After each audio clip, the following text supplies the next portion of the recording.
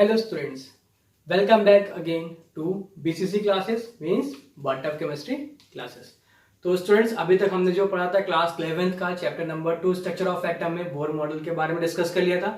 Bohr model हमने क्या discuss किया था, उसके हमने पूरे पोस्टुलेट्स अच्छे डिस्कस किए थे, बहुत अच्छे से समझे थे। क्लियर।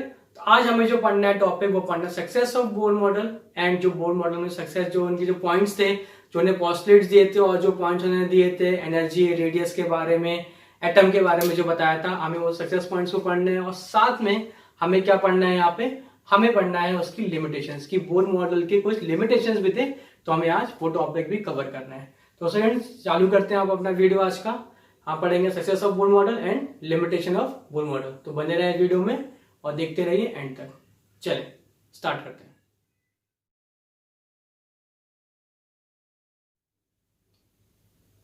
तो स्टूडेंट्स हम स्टार्ट करते हैं आज का topic success of Bohr model. तो सक्सेस ऑफ बोर मॉडल में हम सबसे पहले पढ़ने आ रहे हैं फर्स्ट पॉइंट। फर्स्ट पॉइंट क्या बोलता है, bore model could explain the stability of an atom. अब सबसे पहला पॉइंट हमें क्या पढ़ना है, स्टेबिलिटी ऑफ एटम मींस जो उन्होंने मॉडल दिया था वो ये भी प्रूव करता है कि एटम की स्टेबिलिटी के बारे में। वो कैसे प्रूव करते हैं वो अपन अभी देखते हैं। हमने क्या देखा है कि न्यूक्लियस के सराउंडिंग में ऑर्बिट में इलेक्ट्रॉन्स हमारे क्या करते रहते हैं, रिवॉल्व करते रहते हैं। तो इलेक्ट्रॉन रिवॉल्व करते रहते हैं मींस अगर इलेक्ट्रॉन रिवॉल्व जब कर रहा है ऑर्बिट में, ठीक है, अगर सेकंड ऑर्बिट में रिवॉल्व कर रहा है या थर्ड ऑर्बिट में इलेक्ट्रॉन रिवॉल्व कर ही रहा है, तो वो एनर्जी कोई भी लूज नहीं करेगा। मींस उसकी एनर्जी फिक्स होगी। जो भी एनर्जी होगी ना वो कोई गेन करेगा एनर्जी, ना कोई वो लूज करेगा एनर्जी।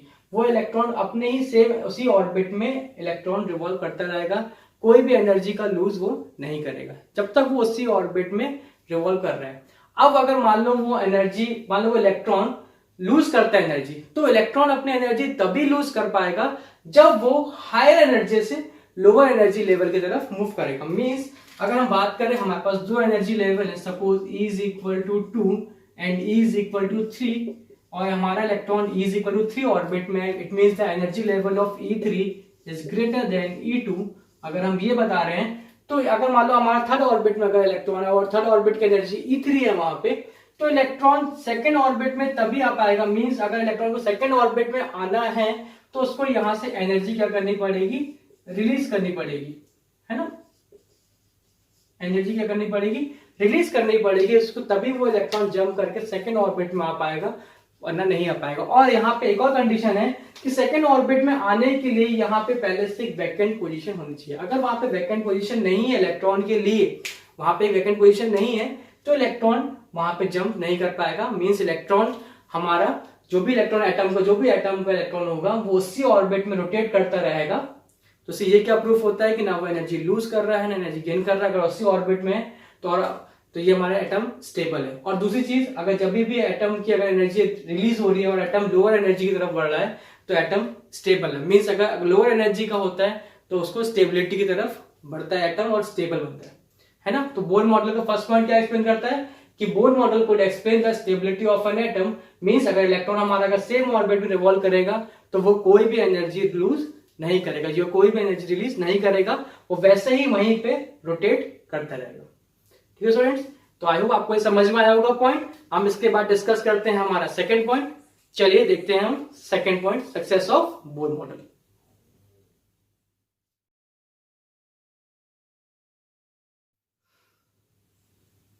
चलिए स्टूडेंट्स, तो हम सेकंड पॉइंट डिस्कस करते हैं बोर की मॉडल का जो सक्सेसफुल उसको बनाता है। तो सेकंड पॉइंट हमारा क्या है students, bore theory help in calculating energy of an electron in a particular orbit. तो इस जो पॉइंट में हम क्या पढ़ेंगे, एनर्जी के साथ साथ हम ये भी देखेंगे कि रेडियस, बोर ने कैसे बताया था कि किसी भी एटम का रेडियस कैसे कैलकुलेट, किसी भी का नहीं, उसने जो थ्योरी दी थी हाइड्रोजन के लिए थी। जो पूरे उन्होंने जो पोस्टुलेट्स दिए थे वो सारे सिर्फ हाइड्रोजन पे ही एप्लीकेबल थे, पर हम जनरल डिस्कस करेंगे अभी आगे। इस पॉइंट को अपन ध्यान में रखते हुए समझेंगे फिर से। तो हम यहाँ पे एनर्जी भी डिस्कस करेंगे, एनर्जी कैसे बताई, साथ में radius and velocity of an electron in a particular orbit कैसे हम फाइंड आउट कर सकते हैं, ये हम पॉइंट्स जल्दी से देख लेते हैं। सबसे पहले हम देखते हैं उन्होंने एनर्जी का, जो किसी भी ऑर्बिट में अगर एनर्जी फाइंड आउट करना है हमें तो कैसे निकालेंगे ऑर्बिट की एनर्जी।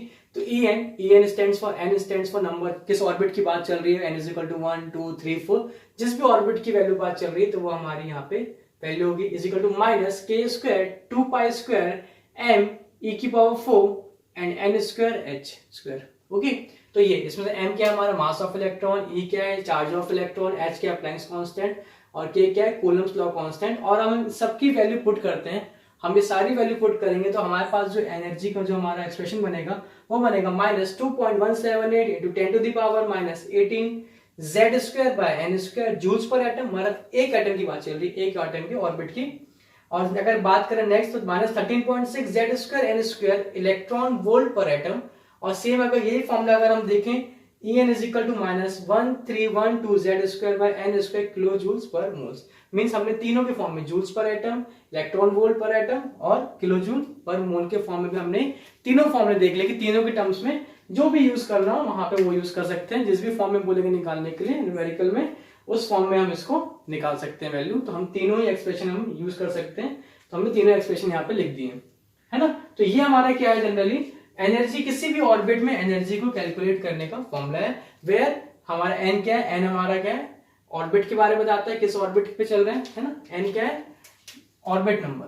अगर हम बात करें N is equal to orbit number और Z is equal to atomic number of element. तो ये हमारे दोनों चीज हमें पता चल गई है। तो हमें जेड और एन, अगर हमें जो भी एलिमेंट पता हो, हम जिसके बारे में बात कर रहे हैं तो हम उसकी वैल्यू पुट कर देंगे। पर यहाँ पे एक चीज है, जो भी बोर ने जो अपने फॉर्मूले दिए थे एनर्जी के, तो ये सिर्फ किसके लिए दिए थे, हाइड्रोजन के लिए दिए थे। तो अगर हाइड्रोजन की बात करें तो एन की वैल्यू 1 हो जाएगी क्योंकि वहां पे एक ही ऑर्बिट होता है, और जेड की वैल्यू भी क्या हो जाएगी 1 क्योंकि उसका एटॉमिक नंबर कितना होता है 1 होता है। तो यहाँ पे अगर हम देखें अगर वैल्यू, तो यहाँ पे सिंपल वैल्यू क्या होगी for hydrogen E1 is equal to -2.178 okay joules per atom, E1 is equal to -13.6 electron volt per atom and E1 is equal to -1312 kilo joules per mole. क्योंकि क्या होगा Z की value atomic number ही 1 है और orbit की value 1 है, तो दोनों वैल्यू क्या हो जाएगी हमारी 1 हो जाएगी। दोनों ही वैल्यू हमारी क्या हो जाएगी 1 हो जाएगी। तो हमारा एज इट इज यही हमारा क्या होगा फर्स्ट ऑर्बिट के एनर्जी की वैल्यू होगी। क्लियर। तो यही बात करें अगर हम आगे रेडियस के बारे में, तो similarly bore has also drive the expression for radius of an atom है ना। तो रेडियस ऑफ एन एटम जो भी ऑर्बिट होगा, sorry radius of an orbit, तो ऑर्बिट का रेडियस भी उन्होंने एक्सप्रेशन से बता दिया। क्या एक्सप्रेशन दिया Rn, same n is the number of orbit, किस ऑर्बिट का आप रेडियस कैलकुलेट करना चाह रहे हैं, is equal to n square h square z 4 pi square k m e square. हम सारी वैल्यू पुट कर देते हैं तो हमारे पास जो फॉर्मूला बनता है n square by z 0.0529 nanometer. तो ये हमारा रेडियस जो निकलेगा इसमें नैनोमीटर फॉर्म में निकलेगा, यूनिट कौन सी होगी नैनोमीटर। सेम फॉर्मूला अगर पिकोमीटर में हम देखेंगे तो n square by z 52.9 picometer और Rn n square by z square 0.529 angstrom. तो हमने तीनों यूनिट के लिए हमने क्या देखा है फॉर्मूला देख लिया, एक्सप्रेशन देख लिया है कि तीनों यूनिट के लिए हमारा expression radius of an orbit कैसे हम कैलकुलेट कर सकते हैं। Similarly it is possible to calculate the velocity of an electron moving in different orbit. तो अगर हमारा जो इलेक्ट्रॉन है, जो भी एटम के जो इलेक्ट्रॉन्स होते हैं जो किसी भी ऑर्बिट में घूम रहे हैं, रिवॉल्व कर रहे हैं, तो हम उसकी वेलोसिटी भी कैलकुलेट कर सकते हैं by the formula Vn is the 2 pi k z e to the power 2 nh और सारी वैल्यू पुट कर देते हैं 2.18 into 10 to the power 6 z by n। अगर हम यहाँ पे सिर्फ हाइड्रोजन की बात करें तो हाइड्रोजन की अगर बात करते हैं तो यहाँ पे हमारे पास क्या क्या आ जाएगा। अगर हम En की वैल्यू बात करेंगे इलेक्ट्रॉन्स पर वोल्ट में है ना, तो या फिर किसी में इसी बात कर लेते हैं तो क्या हो जाएगा हमारा -13.6 है ना। तो क्योंकि Z की वैल्यू क्या हो जाएगी 1 फॉर हाइड्रोजन। अगर हम बात करें फॉर हाइड्रोजन तो Z भी क्या हो जाएगा 1 और N भी क्या हो जाएगा 1। तो E की वैल्यू क्या हो जाएगी हमारी -13.6 है ना इलेक्ट्रॉन वोल्ट। और वहीं पे अगर बात कर रेडियस तो radius of the first orbit यहाँ पे हम 1 कर दे क्योंकि फर्स्ट ऑर्बिट की बात चल रही है। तो हमारे क्या आ जाएगा अगर हम एंगस्ट्रॉम में बात करें तो आ जाएगा 0.529। किसी भी चीज में मान लो कि n की वैल्यू 1 है और z की वैल्यू 1 है। और वेलोसिटी की बात करेंगे तो v हमारा इलेक्ट्रॉन 1 है, फर्स्ट इलेक्ट्रॉन की बात चल रही है तो ठीक है फर्स्ट ऑर्बिट की, तो क्या हो जाएगी वहां पे इलेक्ट्रॉन की speed 2.18 into 10 to the power 6। Clear. तो ये हमारे क्या हो जाएंगे एक्सप्रेशन हो जाएंगे हमारे किसके लिए फॉर हाइड्रोजन। तो बोर ने इन्हीं के बारे में बताया था, उन्होंने यही थ्योरी थी ठीक है ना। तो सिर्फ ये थ्योरी किसके, बोर ने जो थ्योरी दी थी ये थ्योरी किस पे एप्लीकेबल थी, सिर्फ और सिर्फ हाइड्रोजन एटम पे ही एप्लीकेबल थी। अब यहाँ पे हम बात करें, अगर हम डिफरेंट एनर्जी लेवल्स की बात करें, E1 E2 E3, और सबसे इंपॉर्टेंट नेगेटिव साइन, एनर्जी में नेगेटिव साइन बताना भूल गए। नेगेटिव साइन जो यहाँ पे दिया हुआ है ये क्या बताता है, negative sign indicates the atom is stable. अब यहाँ पे बात करते हैं नेगेटिव साइन। नेगेटिव साइन का मतलब ये होता है कि हमें पता है कि एटम को हमें एनर्जी देनी पड़ेगी। यहाँ पे अगर हमें इलेक्ट्रॉन को बाहर निकालना है वहां से, negative sign indicates that the stability of the atom. Clear? कैसे कि हमें इलेक्ट्रॉन को अगर बाहर निकालना है तो हमें एटम को एनर्जी देनी पड़ेगी, तभी इलेक्ट्रॉन बाहर आएगा। अगर पॉजिटिव होता, अगर ये वैल्यू पॉजिटिव होती तो डेफिनेटली वहां पे एटम के पास एनर्जी है, तो हमें कोई एटम को एनर्जी देनी नहीं होती, एटम ऑटोमेटिकली इलेक्ट्रॉन अपना बाहर निकाल देता। पर ऐसा नहीं है, एटम अपने आप इलेक्ट्रॉन बाहर नहीं निकाल सकता, हमें बाहर से सराउंडिंग से एनर्जी देनी पड़ती है एटम के, तभी इलेक्ट्रॉन बाहर निकलता है। This means that the atom is stable. और हमारे नेगेटिव में जितनी ज्यादा वैल्यू होगी बड़ी, नेगेटिव में है ना, -10 और -15, तो -15 is more negative value than -10। अगर कंपेयर करें -10 और -15 को, तो -10 बड़ी वैल्यू होती है -15 के, तो -10 15 वैल्यू होगी, ज्यादा स्टेबल होगी, क्योंकि -15 ज्यादा नेगेटिव और छोटी वैल्यू है नेगेटिव साइन के रिस्पेक्ट में, है ना। तो यहाँ पे अगर बात करें नेगेटिव साइन के रिस्पेक्ट में, तो ये क्या बताता है कि एटम हमारा स्टेबल है ना। तो जो हमने जस्ट फर्स्ट पॉइंट हमने डिस्कस किया था कि एटम की स्टेबिलिटी के बारे में भी नील बोर ने बताया था। तो वहीं पे अगर हम बात करें आगे और समझते हैं कि E1 E2 की वैल्यू, अगर हम बात करें, अगर हम अलग अलग ऑर्बिट्स के लिए E1 E2 की वैल्यू कैलकुलेट करते हैं, है ना, E1 E2 की वैल्यू अगर कैलकुलेट करते हैं तो क्या क्या आएंगी, वो हमारी अगर E1 के लिए होगी तो -13.6 इलेक्ट्रॉन वोल्ट, ठीक है। सेकंड अगर बात करें हम E2 के लिए तो -3.4 इलेक्ट्रॉन वोल्ट। क्लियर? वैसे अगर हम कंटिन्यू पता करते जाएं, अगर लिखते जाएं, सब वैल्यू पुट करके जाएं, किसी भी एक्सप्रेशन में पुट करते जाएं, तो ये हो जाएगी हमारी -1.51, more closer to this value आते हैं। इसी वैल्यू के और ही पॉइंट में आगे वैल्यूज होंगी, हम सिर्फ 2 डिजिट तक ले रहे हैं, ठीक है। तो इसके अकॉर्डिंग और अगर हम आगे देखें तो हमारी वैल्यू आएगी। तो आप देखिए जैसे जैसे हम ऑर्बिट की वैल्यू कैलकुलेट कर रहे हैं, फर्स्ट ऑर्बिट मतलब अगर हम बात करें, ये हमारा न्यूक्लियस हो गया है, तो ये हमारा फर्स्ट ऑर्बिट E1, ये हमारा E2 and this is E3, E1 E2 and E3। तो हमने ये भी देखा है कि जैसे जैसे हमारे इलेक्ट्रॉन मूव करते हैं, न्यूक्लियस से दूर जाने लगते हैं, तो उनकी एनर्जी बढ़ने लगती है, उनकी ऑर्बिट और ऑर्बिटल्स की एनर्जी बढ़ने लगती है। तो आप यहाँ एक्सप्रेशन से देखिए, आप एक्सप्रेशन समझिए, यहाँ पे क्या समझ में आ रहा है कि -13.6, फिर उसका वैल्यू जो हो रही है -3.4, फिर E3 की वैल्यू जो आ रही है -1.51। क्यों? क्योंकि हमारे क्या हो रहा है, जैसे जैसे अगर हम बढ़ रहे हैं तो हमारी n की वैल्यू बढ़ती जा रही है ना, n की वैल्यू बढ़ती जा रही है, तो n की वैल्यू बढ़ेगी तो डेफिनेटली हमारी वैल्यू क्या होती जाएगी, छोटी हो जाएगी with respect to negative sign. अब हम आप बात करें कि कौन सी वैल्यू बड़ी है, तो ये वैल्यू ज्यादा बड़ी है एज कंपेयर टू उसके। देख जरूर रही है ये वैल्यू पर अगर नेगेटिव साइन लग जाता है तो ये वैल्यू ज्यादा बड़ी होती है एज कंपेयर टू इसके। तो मतलब ये value E3 is greater then E1 और E2। तो हमें पता है कि जैसे जैसे हम न्यूक्लियस से फर्दर मूव करते जाते हैं वहां की तरफ, तो हमारे ऑर्बिट्स की एनर्जी भी बढ़ती जाती है। तो ये फॉर्मूला ये भी प्रूव करता है कि डेफिनेटली कि अगर न्यूक्लियस से अगर आप फर्दर आगे दूर मूव कर रहे हैं, उसके अवे फ्रॉम द न्यूक्लियस जा रहे हैं, तो ऑर्बिट्स की एनर्जी भी क्या होती आती है, बढ़ती चली जाती है। क्लियर? तो ये हमारा बोर मॉडल का ये थ्योरी हमारा क्या करता है, एक्सप्लेन करता है ये पॉइंट बोर थ्योरी को, एनर्जी और साथ में हमारा रेडियस और साथ में वेलोसिटी ऑफ एन इलेक्ट्रॉन। तो स्टूडेंट्स आई होप आपको समझ में आया होगा किस तरीके से बोर ने अपना सेकंड पॉइंट जो अपना पोस्टुलेट्स में जो अपने एक्सप्लेन किया था कि जो सक्सेस को मॉडल को और सक्सेसफुल बनाता है, कि बोर ने ये बताया था कैलकुलेटिंग एनर्जी क्या थी, उसने वो कैलकुलेट कर दिया था, बता दिया था कैसे, और रेडियस और वेलोसिटी ऑफ एन एटम के ऑर्बिट के इलेक्ट्रॉन की सारी उन्होंने वैल्यू यहाँ से हम कैलकुलेट कर सकते हैं, है ना स्टूडेंट्स। अब हम नेक्स्ट पॉइंट डिस्कस करते हैं जो बोर के मॉडल को और सक्सेसफुल बनाते हैं, हम वो नेक्स्ट पॉइंट डिस्कस करते हैं। चलिए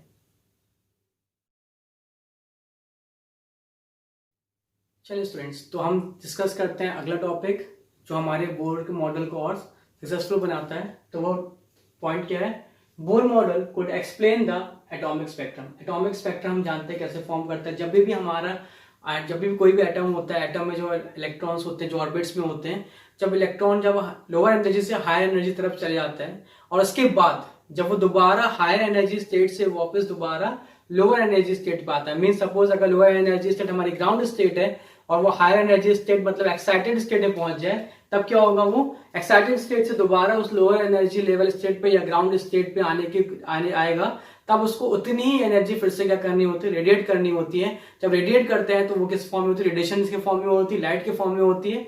क्लियर? तो वही हमें समझना है ये वो कैसे हो सकता है। तो जैसे फॉर एग्जांपल हमारा E1 is equal to ground state है और वहां पे अलग अलग एक्साइटेड स्टेट है E2, E3 एंड E4, और सपोज हमारा इलेक्ट्रॉन कहाँ पे है, फोर्थ ऑर्बिट में है। फोर्थ ऑर्बिट हमारी एक्साइटेड स्टेट है, हायर एनर्जी स्टेट है as compare to E1, E2 and E3। तो वहां से इलेक्ट्रॉन आने की बहुत सारी पॉसिबिलिटीज हैं। अगर मान डायरेक्ट E4 से डायरेक्ट E1 में भी आ सकता है, पहले हो सकता है कि E4 से E3 पे आए फिर उसका डायरेक्ट E1 पे आ जाए, या फिर हो सकता है E4 से पहले E2 पे आए और फिर डायरेक्ट क्या कहते हैं E1 पे आ जाए, फिर हो सकता है कि E4 से E3, E2 and E1।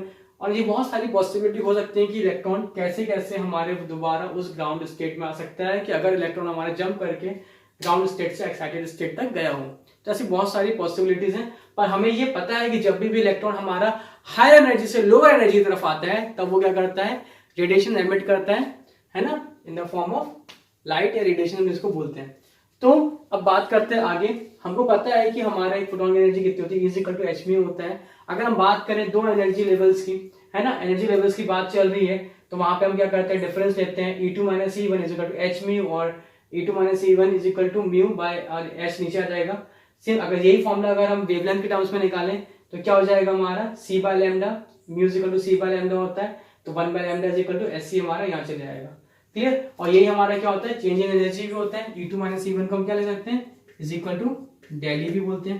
Clear. और हमको ये भी पता है कि ऑर्बिट की एनर्जी का भी बारे में हमको पता है। तो ऑर्बिट की एनर्जी कैसे किस फॉर्म में दी हुई है हमको, En इज इक्वल टू क्या होता है, minus 13.6 into Z square by N square electron volt per atom. ये अभी जस्ट हमने इसके पहले वाले पॉइंट में डिस्कस किया था कि किस तरीके से किसी भी ऑर्बिट की एनर्जी हम कैलकुलेट कर सकते हैं, ये हमने देखा है एनर्जी, है ना।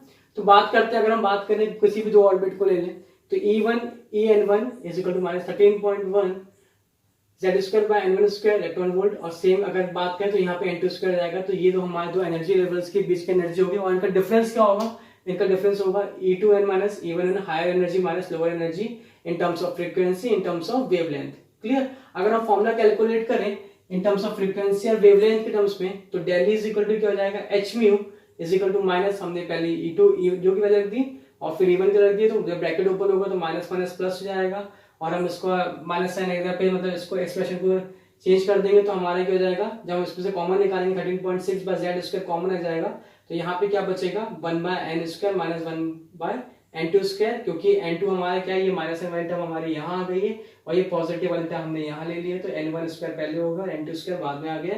और इन टर्म्स ऑफ अगर हम वेवलेंथ टर्म्स में निकालेंगे तो यहाँ पे क्या जाएगा, हमारा क्या हो जाएगा, SC होता है जो कि क्या हो जाएगा, नीचे आ जाएगा, है ना, ये वाली टर्म हमारी नीचे आ जाएगी। तो इन terms of frequency, in terms of wavelength. अब यहाँ पे अगर हम बात करें जो हमने रिडबर्ग कांस्टेंट के टर्म्स में देखी थी वैल्यू, तो हमारी वैल्यू क्या थी। अच्छा, उसके पहले अगर अपन बात करें तो हमने बहुत सारी सीरीज के बारे में पढ़ा था, लेमन, बार्मर, पार्शन, फुर्न, है ना, इन सब सीरीज के बारे में पढ़ा। तब भी वहां पे हमको एक वैल्यू दी थी, रिडबर्ग कांस्टेंट का दी थी, वो क्या थी, RH इज इक्वल टू, है ना, RH इक्वल टू क्या थी, इज इक्वल टू 109677।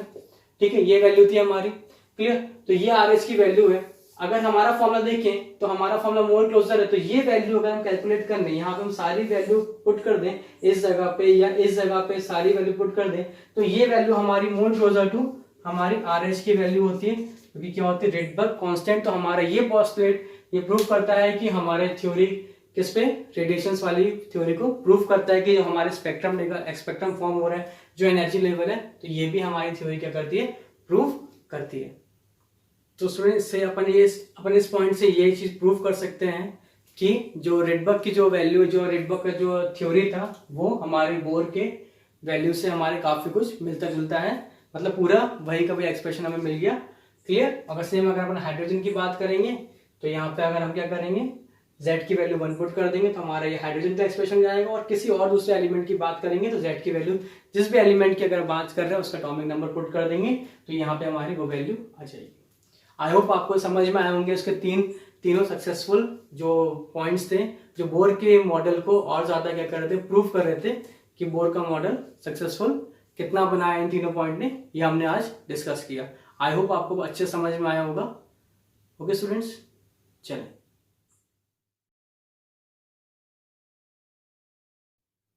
चलिए स्टूडेंट्स, तो आज हम डिस्कस करते हैं अपना नेक्स्ट टॉपिक और last topic, limitation of the bore models. हमें यहाँ पे डिस्कस करना है कि ऐसे कौन कौन से फेलियर्स थे बोर मॉडल के जो उसकी थ्योरी को आगे फेलियर बनाते गए और मतलब उसकी थ्योरी को अनसक्सेसफुल बनाते गए। अपन बात करते हैं उस टॉपिक की।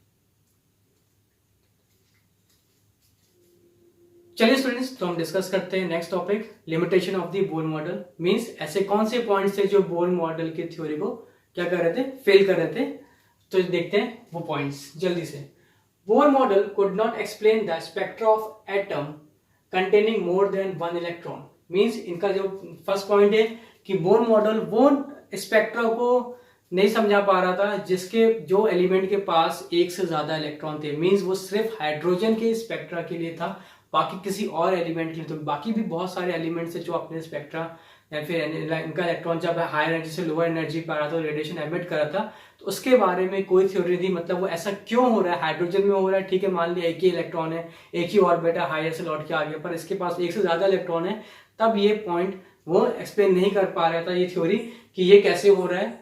और दूसरी चीज, Bohr model could not explain even hydrogen spectrum obtain using high resolution स्पेक्ट्रोस्कोप्स।